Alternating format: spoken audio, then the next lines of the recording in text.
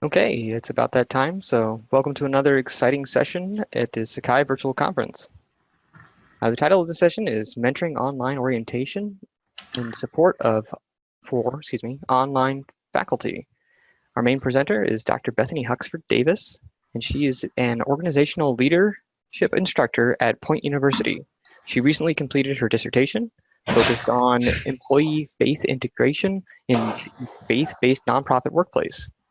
Dr. Huxford Davis teaches full-time in Point's College of Graduate and Professional Studies, CGPS, and coordinates the CGPS Faculty Mentorship Program. My name is Benjamin Raplier. I'm from Illinois State University, and I'll be facilitating this session. Just a few reminders before we get started. If you all noted that you were muted when you came into the room, please do keep that unless you have a question. And if you do need to have a question, you will need to unmute yourself.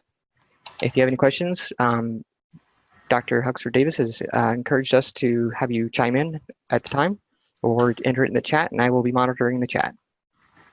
This session is being recorded and will be available at a later date on the Sakai YouTube channel. And that's on to you after that, Bethany.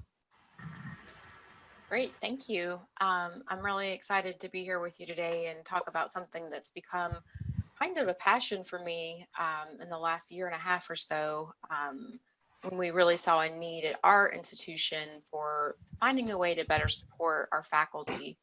I'm sure, like many of you experience as well, we rely heavily on adjuncts for quite a lot of teaching. And so what we were realizing in our department, and I teach in the business department here at Point, what we were realizing is that we had instructors who really needed a little additional support in terms of learning the LMS, Sakai, and then also in terms of learning kind of what we expected. And so I have a few slides to share with you and then a few screenshots as well.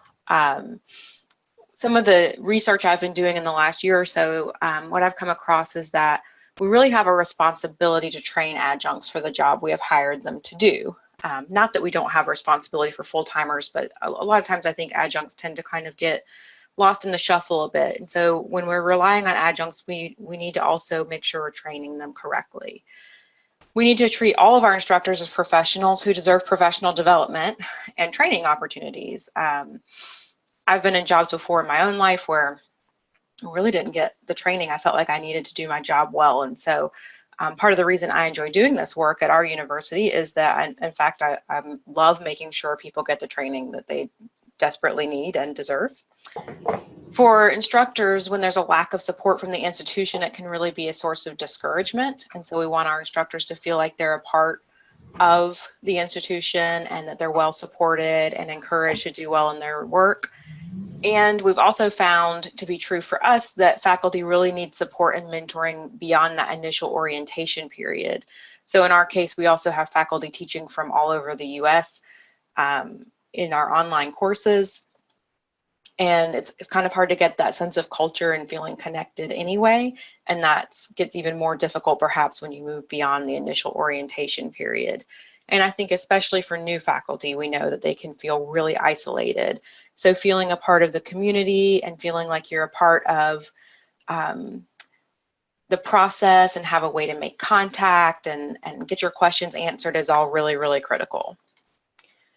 So in our case, we found that we needed to find a way, and again, this started really specifically in the business department. We felt like we needed to make sure our faculty knew the institution, policies, procedures, all of our expectations, but also because we do have some professional experts who come in and teach, but don't really have teaching experience, we wanted to make sure we were being really clear about best practices in teaching. We focus on a high-tech, high-touch model in the flipped classroom. And of course, we want new faculty to know how to use Sakai. So this is a challenge, of course, as well. I have found that many of our faculty who have experience with another LMS, if they're comfortable and pretty tech savvy, they can jump in and really learn Sakai pretty well. But there's still little things that, you know, it's really helpful to have someone point out to you. So we wanted to find a way to make sure faculty were getting on board with Sakai and quickly. And then we also wanted to make sure faculty had all the resources they needed. Who do you call for this? Who do you email for that? And had a sense of feeling connected to the larger faculty community. So we started initially what we thought would stay in our business department was actually reworked a bit before it even launched and provided to the entire College of Graduate and Professional Studies. So that's all of our adult learning, evening and online courses, and graduate courses. So every faculty member, and this included existing faculty and then any new hire, is required to take this 4-week course. And this includes faculty that we have who've been around here and or teaching a long time and have 25 and more years of experience. I think about 30 was the most experience I've had in one of the sections. And then also faculty who are brand new. So one of our objectives at Point is that we are willing to work with new faculty who don't have that teaching experience, which is great. It's a great way to get people with a lot of professional experience in, which we know adult students value and appreciate. But you got to figure out how to make sure they know how to teach. And so that's kind of been an interesting part of the dynamic, is also getting to see people who have a lot of experience interact with people who don't have a lot of experience. Initially, we started the course with 3 weeks, and the feedback we got pretty consistently was, great stuff, but I can't get this all done in 3 weeks. And so we ultimately expanded it to 4 weeks. And I've got the breakdown for you there of what we focus on. So we start out with Point policies and expectations. We're a faith-based institution, so there's an extra layer of kind of, who we are and what we believe that we want to make sure is something that works for the people we've invited to teach for us as well. Navigating Point online, which is what we call our version of Sakai. Effective instruction and student engagement, which includes, these last 2 weeks include an sample essay actually that is graded, and then I give feedback as the instructor to everyone on the ways that they're providing holistic feedback and really detailed levels of feedback for students. So the final week we focus on holistic feedback a bit more, but those last 2 weeks really focus on kind of the more practical aspects of teaching a bit once they're a little more comfortable with Sakai. So this is just a quick screenshot of what our course looks like. We have a basic template, of course, for all of our shells, and the faculty mentorship program, we've tried to make it look as much like the student experience as possible. So we use the same shell, we have the same menu options turned on, and then we actually have our participants go through the student experience in terms of forums, quizzes, individual and team assignments. And it's actually kind of a funny thing to watch, because so many of the faculty will say, like, this is such a good reminder of what it feels like to be a student. In my case, I just finished my PhD, so I have not forgotten what that feels like even a little bit. Not yet, but for some of our instructors, they haven't been a student for a long time, or maybe they were never a student in an online environment. So getting to see this from the student perspective has been extremely valuable, and then also kind of helps develop a little bit of empathy for the student experience. Most of our adult learners are students that are trying to balance work and life and family and all of that stuff, so it helps us kind of remember what that feels like. We apply the same deadlines and the penalties as we do for our students, not only so they get that student experience, but also so that they see there's a consequence to not excelling in this program. And the course focuses both on really wanting to engage faculty and students in a high-tech, high-touch classroom environment. So for a lot of our instructors, they may have in-seat classroom experience, but not the online portion. And they're very eager to learn most of the time, but they just need a little bit of guidance and direction. And this is one way that we're able to provide that for them in a relatively quick bit of time. So again, we have our forums are set up in our shells where we have an introduce yourself forum, an FAQ forum, and a water cooler forum, and then the content forums. And so this is no different for the FMP course. We make the forums fairly demanding, as we do in our real courses. They're real issues. It's not something that they can just kind of skate through. So it demands searching through resources and the catalog and policies and making sure that they're on track with what it is we expect. And the cool thing is actually that whereas sometimes I feel like my regular students, it's like kind of pulling teeth to get people to engage in the forum, I'm surely not alone in that feeling of trying to get students to actually post and be engaged. But with the faculty, I almost can't get them to stop talking. So it's a good thing where that really develops a lot of community and a lot of back and forth. And you see a lot of people, again, as we require our faculty who are existing to go through this as well, we still have some faculty who are meeting that requirement.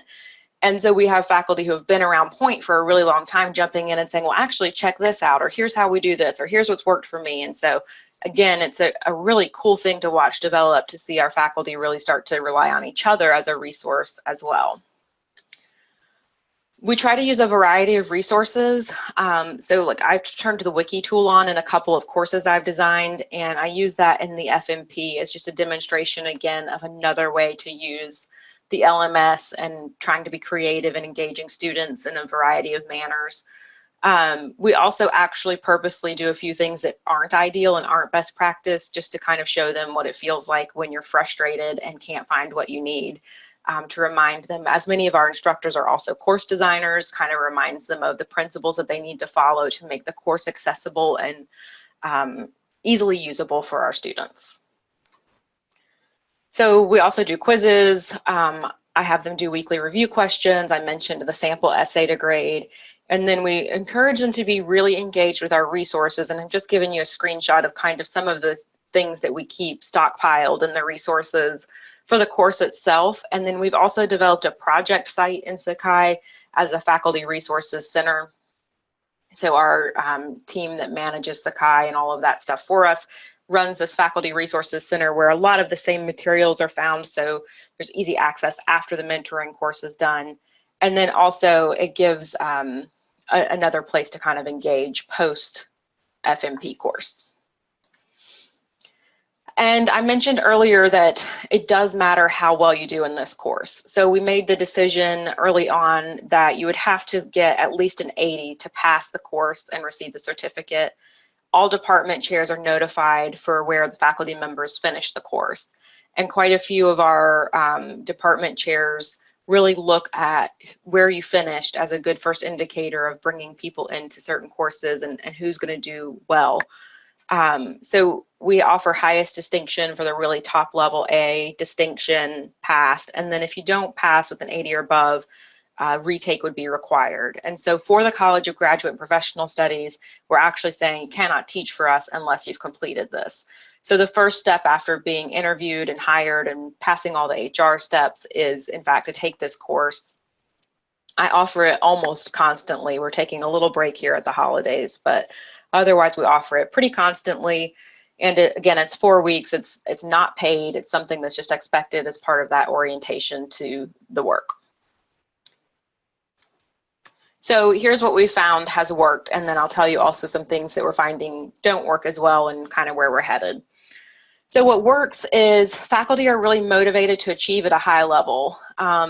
This has applied to people who have not been students in a long time and people who have recently been students as faculty members, but they're downright competitive sometimes about wanting to achieve that highest level of distinction. Faculty use and share a variety of resources, not just what's in the course, but I have faculty bring in their own resources. I've got a book on my desk to read right now from a session a couple of cohorts ago that shared an idea for me, something I wanted to read. And as the only one that teaches this, I still find that I get new resources and ideas out of it. So it's pretty exciting in that way. A really good thing that comes out of this is that faculty are familiar with the catalog and policies. We've experienced a lot of growth and a lot of change in the last few years, reorganizing, starting new programs, all of these things. And so it's helpful to kind of train people from the start that this is where we go to get the correct information. And important in the literature and also what I've seen here is that faculty build community. So again, learning to rely on each other, learning to rely on me, or in the case of other departments, someone who may mentor them post-course has been really valuable as well. And on the administrative side, our administrative team gets a really good view of faculty performance in the course because I'm able to help identify strengths and areas for improvement, the occasional red flag where we've hired someone and maybe we have a mistake or need to reevaluate that or need to do some remedial training with that person. And so it's kind of a good first test before we turn someone loose in the classroom, if you will. And then something that I love about why we do this is we're actually able to invest in really building teaching skills. So one of my mentees right now, you know, she has a lot of professional experience, but this is her second course that she's teaching, and she's really working hard to continue to improve. And I love that our university is willing to help someone learn how to teach instead of just insisting on only having the most experienced instructors. So a little more detail about what works in our department. After the FMP is complete, everyone who teaches in our department, unless they just have extensive experience and we feel like they'll be okay on their own, is then paired with a mentor for walking through their first course, and that is almost universally me. So they get to work with me through their first course. I'm listed as an instructor in their Sakai site. I monitor their engagement, and I'm there for a really quick way for them to get answers to their questions and just a little extra support. This happens across the board. I would say that in any department, faculty feel like they have a quick way to reach out. So I'll often get questions after the FMP is completed, and I can help kind of point people in the right direction where to get the resource that they need. The great thing about the more detailed mentorship is I can really make sure that our new instructors are doing the right thing policy-wise. So we had an issue last week that had to do with attendance, and there was a question about, am I handling this correctly? I'm able to jump in and really, you know, log into the site, evaluate what's going on, and be there as a support.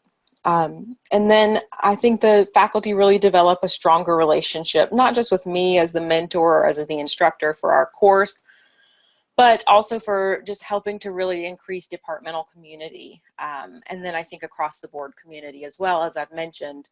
But for example, what I do post-course is usually I'll have maybe 2 or 3 new instructors a term, and I make sure that they're all part of the same email loop for the tips and tricks I send out every week, so that we kind of start to increase that departmental community a bit more. So here's what hasn't worked as well. We tried to run the course in 3 weeks, which was not effective. It would be great if it were, but it just wasn't working for our particular needs, and so we switched it to 4. I know there's other ways of doing this, some much longer, some a bit shorter, but 4 weeks seems to be a pretty happy landing spot for us in terms of the time needed. We run it, our courses run Monday through Sunday each week, and so we run that the same way for our faculty. There was a bit of grumbling, believe it or not, about faculty having to do this, particularly because we said, even if you're already teaching for us, this is now required. And so you can imagine perhaps some of the things I've heard about why they shouldn't have to do this. But in fact, almost always they're delighted that they did it once it's over and feel like they really gained something from it. So what we really have found is that it's been very effective in terms of kind of refreshing ideas and best practices and resources, and even the policy piece. Again, like I said, we've had so many changes that it's been really valuable for our even faculty who have been around for years and years and years to go through that process and just be reminded of everything that's critical for what we're doing. It's kind of challenging to incorporate so much information. So that's one piece of feedback we get pretty consistently, is that it's a bit overwhelming. And I think there's 2 good things to come out of that. One is it helps me restructure the course. So over the holidays, I'll be revising it again and trying to make it even more smoothly operating and easier to find information. But it's also a good experience in some ways for our faculty, because that's how our students feel. So I program all my announcements to release throughout the course. Usually I do about a chunk of them at a time for a week. And one of the ones I send out says, some of you are telling me you're feeling overwhelmed. And in fact, this is what it feels like to be a student. So again, our insistence on running this, not just as an orientation course, but as a real course on the same standards as we expect from our students, really helps develop that feeling of knowing what it's like to be a student again. And one of the things we're continuing to work on, I mentioned that for my department, I mentor one-on-one after people complete this orientation. But we're looking into how do we take that to the next level? What's the next level for departmental mentoring, not just for our team, but how can we apply that across the College of Graduate and Professional Studies to make sure that everyone who's starting out with us has that same level of support and quick access to someone who can really help them through that first course especially. Some cool stuff we're doing next. The research project that I'm working on right now is pretty exciting. We're actually taking our data out of Sakai. I'm writing code with one of our team right now. Well, he's writing the code, but I understand enough to be dangerous. So to pull data out of the database to understand then what instructor engagement looks like. So we're kind of setting parameters for that, and where that faculty member finished the FMP. So if they finished at a really high level with distinction or highest distinction, are we seeing that those are the faculty that are most engaged in the classroom or not? So that's something we're evaluating right now, which I'm really pretty excited to get into. And then we're working on, again, the pilot program will be in the business department for that next level approach to mentoring. Hey, Bethany, we Yeah. actually have a question here in the Okay. chat. What is the average number of participants that you mentor per offering? Do you ever have faculty that reference that course again at start of terms? So we cap the class at 15. We require at least 3 to run the course, and we cap it at 15. When we first started, we had so many to get through, I would run 2 sections. And then with mentoring one-on-one, it's usually 2 or 3 that I mentor one-on-one. And then for referencing the course again, I might need some clarification on that question. Michael, can you elaborate a little bit for us?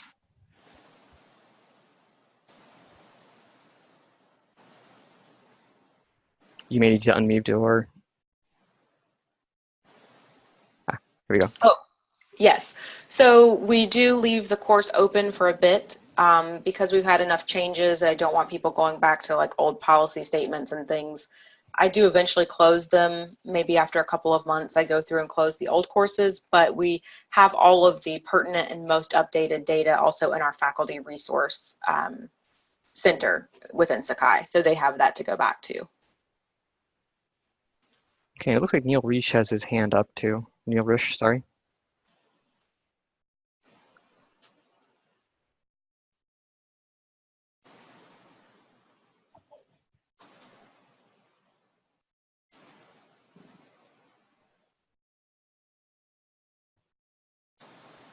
I'm not sure what there it is.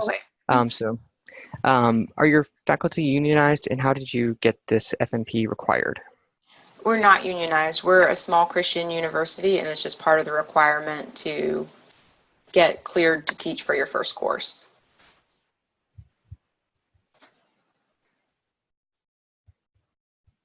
And then Dave G. Johnson wants to know how you did get this required. It's an unpaid orientation course that's part of what they have to do before they're released to teach for the first course, and is actually voted on by our academic council as a requirement.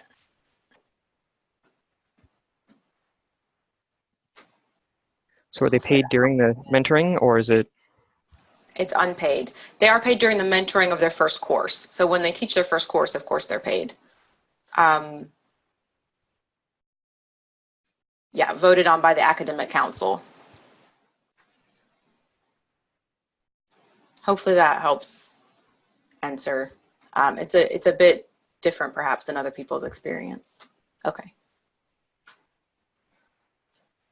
Oh, existing faculty in terms of the first course. We kind of were a little looser on that with existing faculty. So while it's required before the first course for a completely new hire, existing faculty kind of, we worked it in as we could. Quite a bit of our faculty teach. We have a traditional program for like a traditional college age student, and then our adult programs. And so there's some crossover there. Scheduling it can be challenging. Did I have to worry about grandfathered faculty? I think there was less desire to take the FMP in some cases, but we actually had some of our faculty who have been around a really long time and really experienced go to faculty meetings and praise without us asking the experience and what they learned from it, and that really helped kind of clear up any hesitation there for the most part.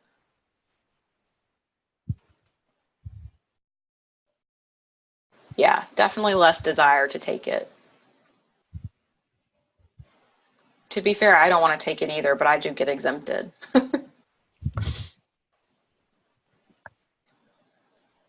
I get everyone's questions? Yes, I believe you did. Okay. So one of the next things we're also trying to do then is continue to work with this. So one of the exciting things I'm going to work on is try and implement some of the newer technologies that our team is opening up to us. I'm always trying to keep it fresh, relevant, literature that's updated, changing up the assignments over time, and trying to keep it really relevant to what we're doing, which again, with being such a changing time for our university and a time of growth, that it's been a bit challenging sometimes to keep the course right where it needs to be. And so that's one of my really fun things to do over the holidays is revise it once more. And I put my references because, you know, I just finished a dissertation, so I'm still very much in reference everything you say mode. I think there's a few more questions, but I'll throw up my email address as well. I'm glad for anybody to reach out and ask, you know, what's working for us and what's not in more detail if that's helpful. Okay, are there questions I did not cover?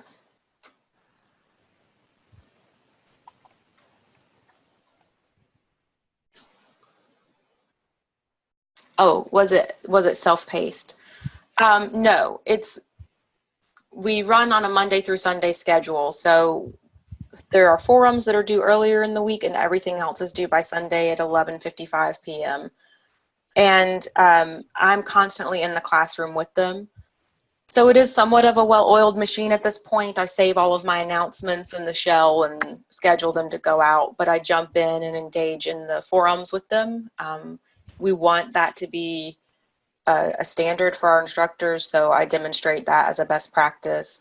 And we make sure that they see kind of the expectations we have of them in me with teaching the course. So it's, you know, self-paced in the sense that you could do all of your work earlier in the week if you needed to, but as long as everything's done by Sunday. There are 2 small group assignments, which would make it a little more challenging as well.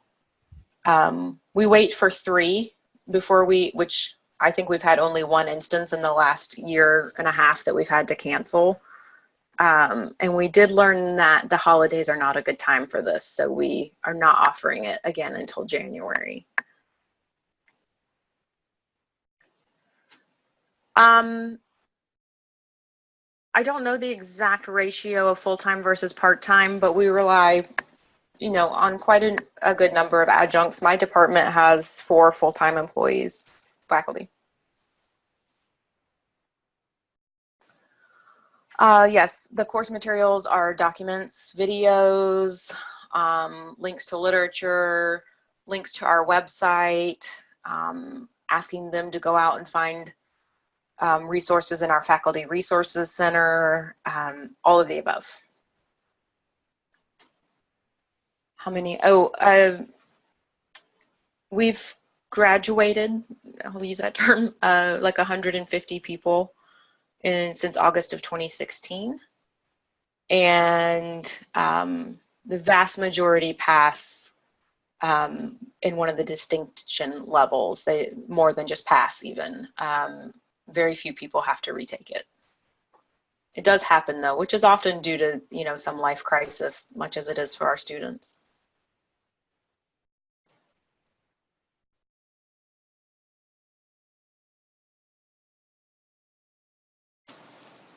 I decide if they pass because they're graded. So all the assignments are graded on a standard scale with a requirement of 80 or above to pass the course. Do I feel added pressure? No, I do not. I'm tough, so I just grade as fairly as I can. Um, we can make exceptions where we absolutely have to for someone to finish the FMP while they're teaching their first course if absolutely necessary, but most of the time that's not been an issue. No, I do not use selective release, although I think that could be helpful, especially in this course with so much information, but we do not use selective release with our students. Therefore, to match the student experience, I don't use it in the FMP.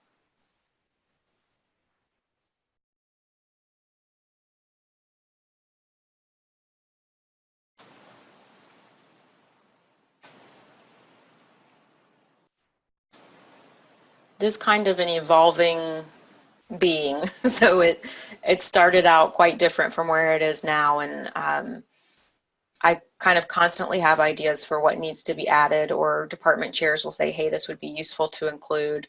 That's one thing we also added after the first couple of sessions is folders in the resources section to department specific materials.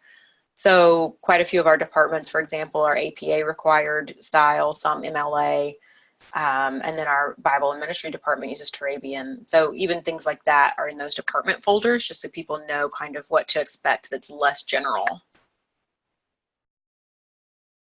Thank you. If they don't pass the requirements, we allow everyone 2 attempts. And of course, you know, someone could override that and give approval for a 3rd attempt, but generally we haven't found that to be necessary because, I mean, frankly, it's kind of embarrassing if you have to go for it a 3rd time, I think, for most people. So they're usually pretty highly motivated. That said, we've had a couple of exceptions where people just had really, really tough life situations, and we made the decision together that they should go for a 3rd time and not try and finish this when they were in the midst of things that mattered a bit more life-wise. Sure, I'll see if my academic council can require this for all schools all over the world. It really has, once we got over the initial hump, not been a bad challenge.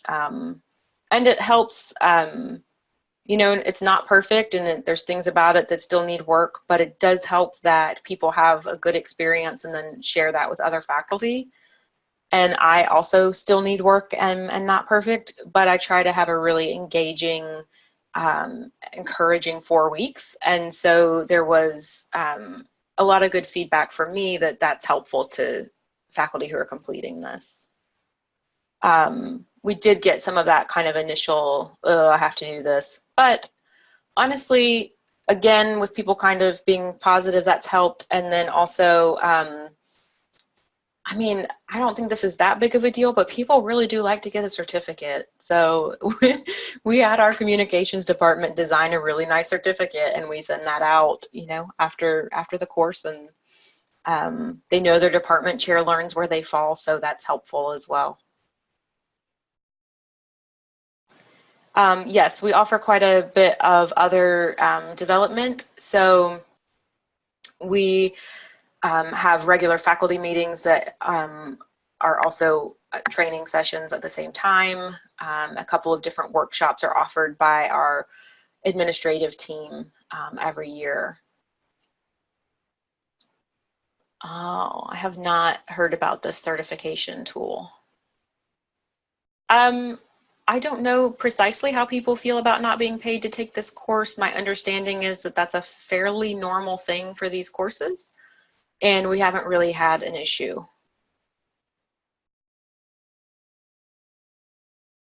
Yes, we do evaluations, and you know, unfortunately, they don't like to fill them out any more than students do for some reason. But yes, we're actually working on some ideas right now about how to get more engagement on that. But we do offer them, and I do get good feedback that has really contributed to the revisions we've made. And I think because the faculty see that and know, like, for example, we moved to 4 weeks from 3, because of their suggestions, that helps them be more willing to do that. Oh, thank you. I feel like we're getting it close to right. It's getting there.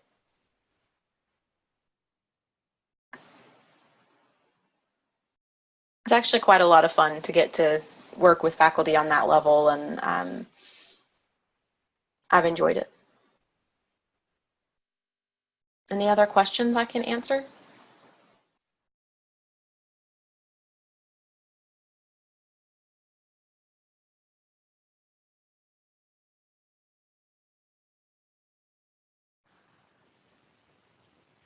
Oh, thank you. It's been fun. Okay. Well, again, I'm glad for anyone to email me if there's something I can help you with or you want to ask more in-depth questions. I'm all about sharing what we know and what's working for us, so let me know if I can be helpful. All right. Thank you so much. And again, if there are no further questions, I will go ahead and end the session.